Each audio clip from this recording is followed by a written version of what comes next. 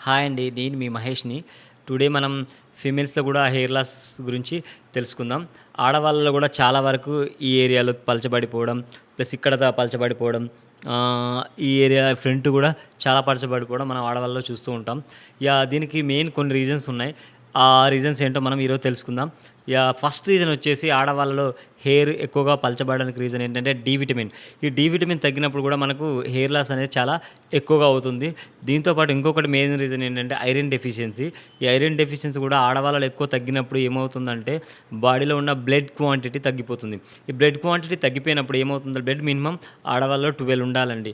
12 ఉండదు. ఈ iron deficiency మనకు వచ్చినప్పుడు 7 గానీ, 8 గానీ అలా డౌన్ అయిపోతుంది. అలా డౌన్ అయిపోయినప్పుడు ఏమవుతుందంటే దానివల్ల కూడా హెయిర్ అనేది చాలా విపరీతంగా హెయిర్ లాస్ అవుతుంది. దీంతో పాటు ఇంకొకటి ఏంటంటే ఆడవాళ్ళలో కూడా టెస్టోస్టెరాన్ హార్మోన్ ఉంటుంది. ఈ ఆడవాళ్ళలో కూడా టెస్టోస్టెరాన్ హార్మోన్ ఎక్కువగా రిలీజ్ అయినప్పుడు ఏమవుతుందంటే అది కూడా డీహెచ్టీగా కన్వర్ట్ అవుతుంది. దానివల్ల కూడా హెయిర్ లాస్ అనేది అవుతూ ఉంటుంది.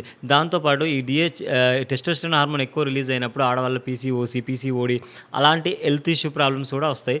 దానివల్ల హెయిర్ లాస్ అనేది కూడా ఎక్కువగా హెయిర్ లాస్ అనేది అవుతుంటుంది. ఇవన్నీ కంట్రోల్ చేయాలంటే మనం ఈ ప్రాబ్లమ్స్ రాకుండా మెయింటైన్ చేస్తే ఆటోమేటిక్‌గా మనకు కూడా హెయిర్ లాస్‌ని మనం కంట్రోల్ చేసుకోవచ్చండి.